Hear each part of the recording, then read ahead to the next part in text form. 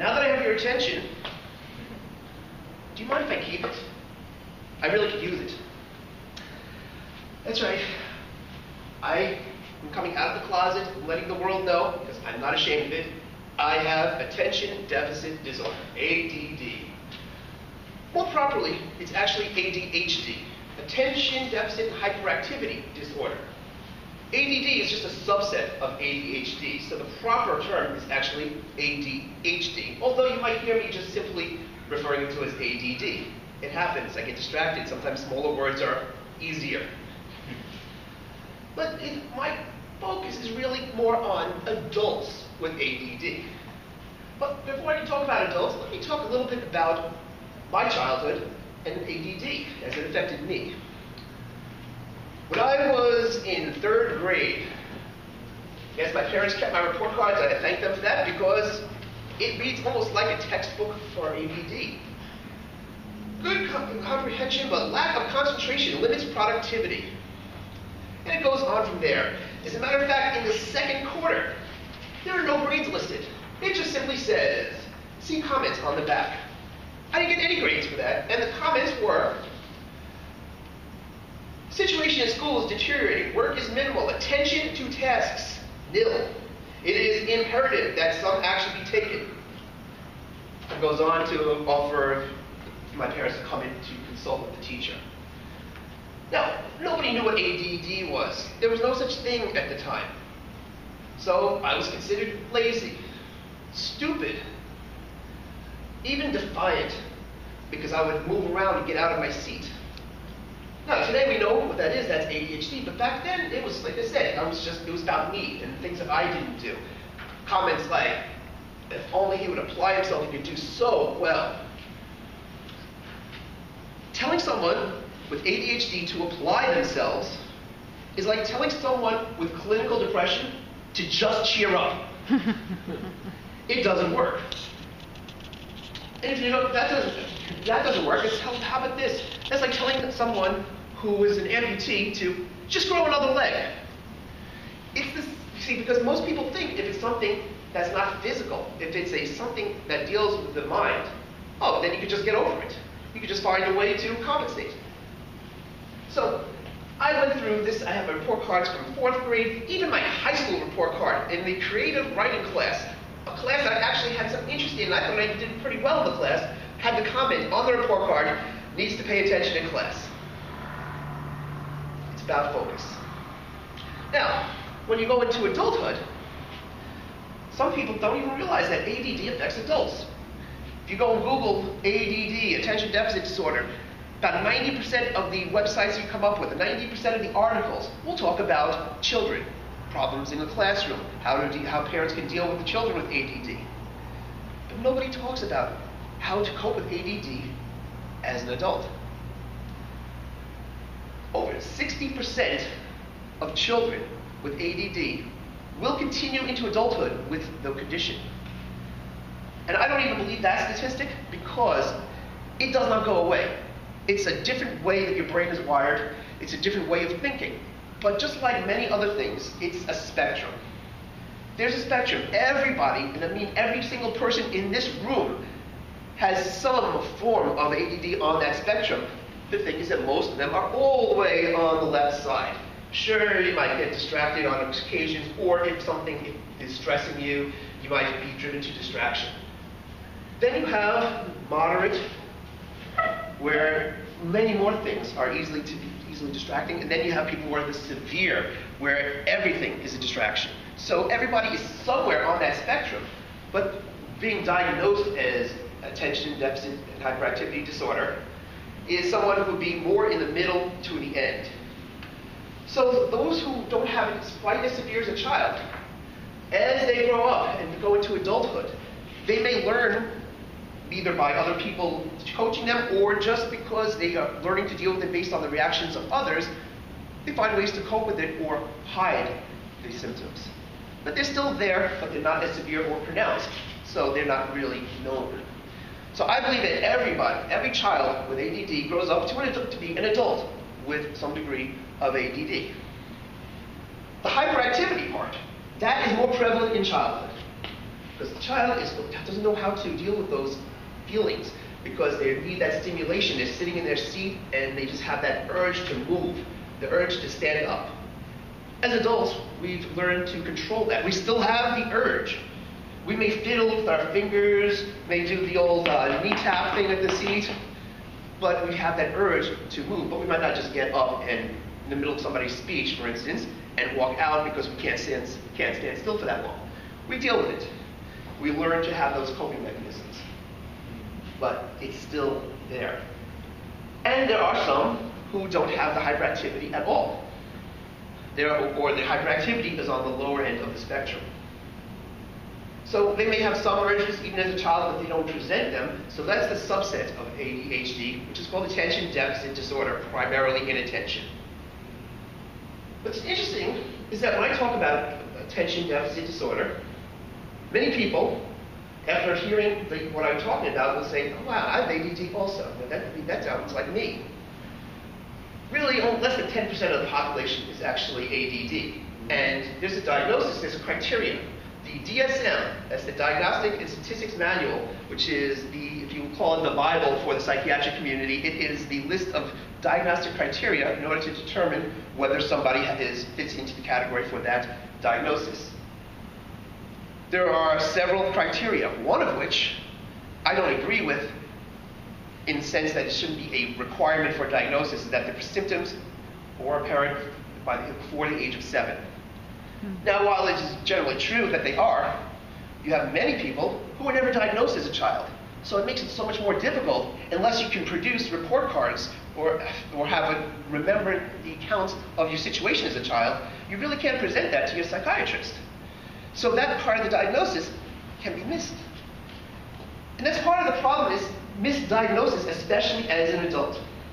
Because symptoms of ADD overlap with symptoms of many other conditions. I'll give you an example from myself. Is the first time that I felt that I needed some kind of help with this, not knowing what was going on. I was going through a stressful time in my life after my divorce, and I had gone to a psychiatrist because I was going through these mood swings. After speaking with the psychiatrist, he determined my condition was obsessive compulsive disorder, OCD. But that felt true. I am very impulsive. That's one of the symptoms of ADD, is that impulsivity. If you've ever seen the checkout lines, especially at places like Fry's, that line is filled with what they call impulse buys. They had me in mind. That line was designed for me. I have to blindfold myself when I go online at Fry's or any store like that. So with OCD, I was put on Prozac. And I was on that for 6 months, and it made things worse. Oh my God, did it make things worse, because everything, the moods were still there. Maybe the impulsivity was gone, but still I had mood swings, and I still couldn't focus on things. And the mood is based on the focus, because I don't know what's wrong, and it's like I said about the perception of being lazy and stupid, and I can't get along with people, saying the wrong things. It lowers your self-esteem. So of course you're going to suffer from depression. Of course you're going to at least have some seasonal depression or occasional depression. So after that, I went and saw another doctor. He determined that I was type 2 bipolar. That's called cyclothymia. Now, we know what manic depression is. We see that as somebody who suffers the extreme depression, and then on the other side, they go into the extreme mania, where they may even need to be hospitalized because they believe that they are Jesus Christ and they can rule the world. They have these delusions of grandeur because of that manic episode. Cyclothymia is a little different in that it is not nearly as severe. You have the highs, you have the lows. They're not extremely high, they're not extremely low. And they come and go more rapidly, even within the same day.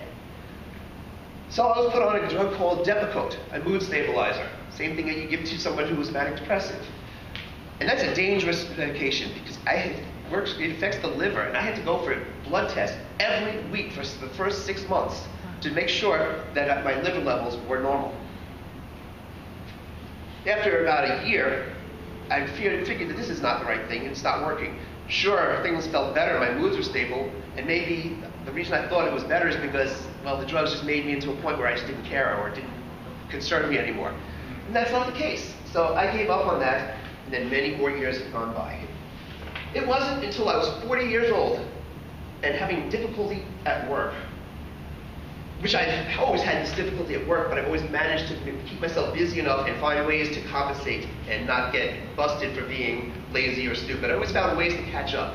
So I never really had too much trouble, but it was starting to affect me. It was starting to get really, really distressful, trying to keep up. So I found a doctor who gave me a long series of tests, about this thick the paperwork was, and I filled out all those questions upon questions, 3 hours to fill that out. 2 weeks later, I go for my next visit with the analysis. Yeah, you're ADD. There was no question of it. Moderate to severe is how he described it. That was the first time that everything made sense. I started studying more about ADD and what the causes were. And the funny thing about it is, we don't know. Nobody knows. There's theories, but nobody knows what causes it.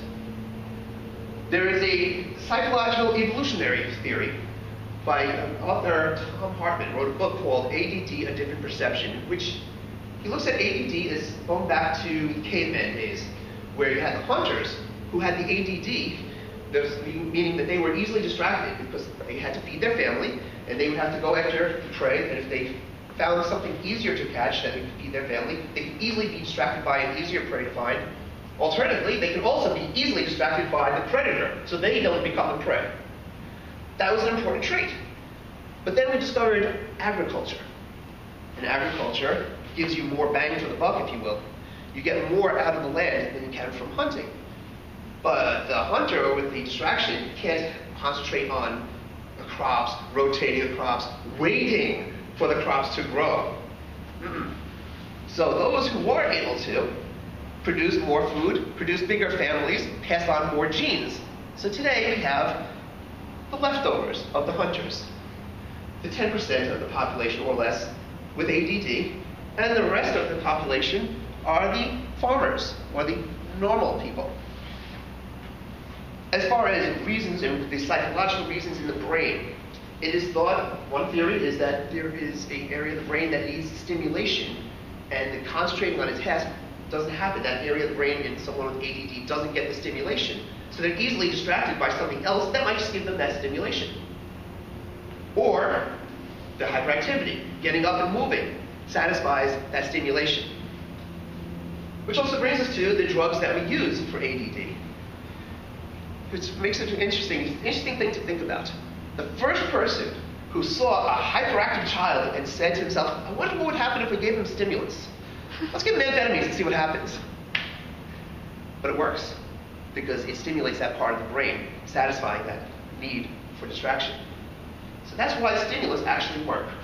Most people would take amphetamines and they'd be wired. But someone with ADD, it actually affects that area of the brain, the central nervous system. It affects that area of the brain, dopamine production, and it actually improves their concentration to a degree. But you can't do it alone. Drugs will not do it alone. Now, we learn to cope with this from the early age. And I want to go back to the school age with the report cards and the students who just can't pay attention. They're working on math, and then, oh, there's a bird outside the window. Look at that pretty bird. And they get distracted easily because they lost their concentration on this and something else distracted them. What if we were to restructure the schools?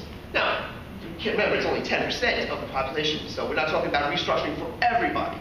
But all schools have some kind of special needs or special education for the stupid children, the problem children, the ones with attitude, that need an attitude adjustment, the people who, we actually, in my school, we call it the alternative school. They actually had another building, like a hut set up right on the other side of the parking lot for the alternative students.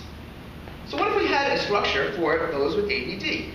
You set it up in a way that they should be working on one subject. Here they're working on math.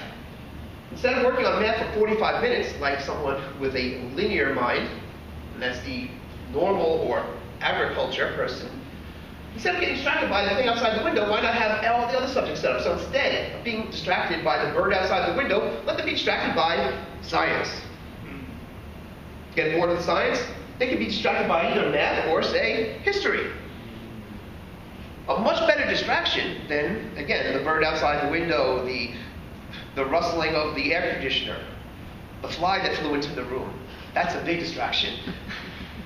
My fifth grade teacher, I think he had ADD because he would always be distracted by those things. He had to take a rubber band and he would shoot things like a bee came in the window. He would do that bang, with a rubber band to kill them. So he was distracted by that, but I noticed it also. And any little distraction. So we need to find ways to get around those distractions. Time. Concepts of time. And thankfully, there's a timer here to keep me on time, because with ADD, we have to have a concept of time. The only time I have a concept of time is when I run out of it. Which brings me to procrastination. Well, actually, before I get to procrastination, let me tell you a little bit more about the reasons for procrastination. You have a report due next week. Many people will get on it right away and want to finish it because they don't want to run out of time. They know that they have a week to do it. Let me get it done. ADD, I get that report. Oh, it's due in a week. A week may as well be a year.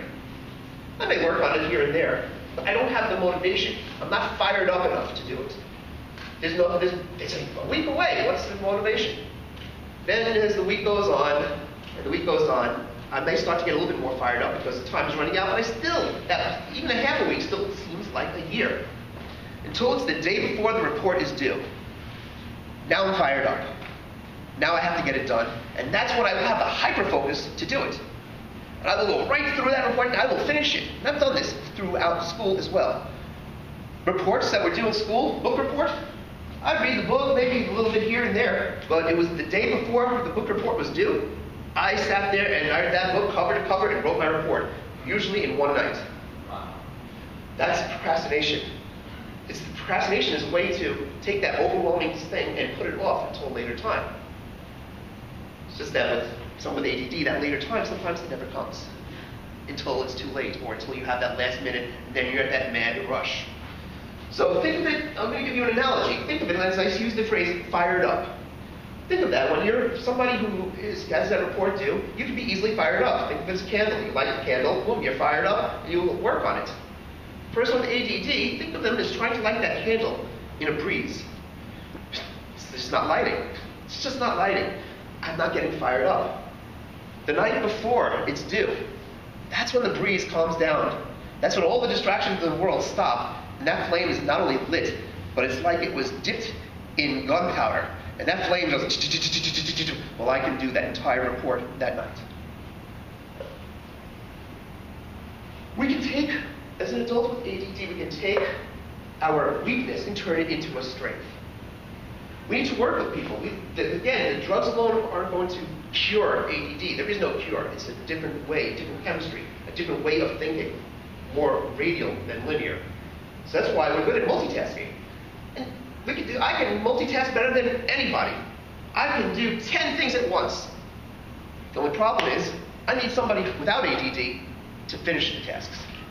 Because I will get 10 tasks started. I will get halfway through them. Maybe I'll get 3/4 of the way through them, but I'm distracted by something else and those tasks remain unfinished. That can be a stress in many ways in relationships. Most of the problems in relationships, if you go to a relationship counselor, is because there's an imbalance in duties. This for how much you're putting into the relationship, how much I'm putting into the relationship.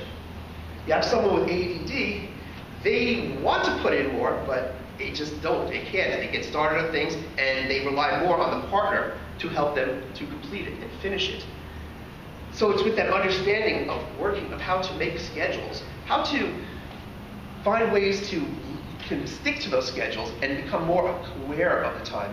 In a relationship, maybe the partner can be that constant reminder, hey, that project is due in a week. Yeah, I know, it's a week away. But keep on them, because if you don't keep on them, they'll forget about it. Calendars, task lists, to-do lists, and most importantly, color coding. Color coding, because when you have everything in different colors, each color can be the distraction. Because if everything is the same, you're looking at your to-do list in black and white, one task looks like another. In the mind of the ADD, one task looks just as important as another. But if you have them color-coded, the important tasks may be color-coded by category and how important that category is. Seeing it and seeing those different colors will be the distraction needed to help get things done. And definitely keeping those to-do lists. So many times somebody will ask me to do something. Hey, can you send me that? We talk about it on the website. Hey, can you send me a link to that website? Sure, no problem. I'll send that to you. And then by the time I get to a computer to actually send it, something else comes on the screen, and I totally forget to do it. So you need to have these lists. You need to have this structure, and you need to have some way to keep on top of things. The list, the color coding. The distractions will always be there. The key is to make them work for you. So I hope you have a little bit more understanding about this condition, whether it's you or whether it's somebody that you know that has ADHD. I hope this has given you a little bit more insight into what it is and some ideas of how to cope with it, how to deal with it, and how to make yourself a better person for it. Because those skills that you have, which so some people may look like a disorder, can really be an asset. And if you can make that asset work for you, you can be better. That you as the hunter can be better than that agriculturist. Wow. Thank you for your attention.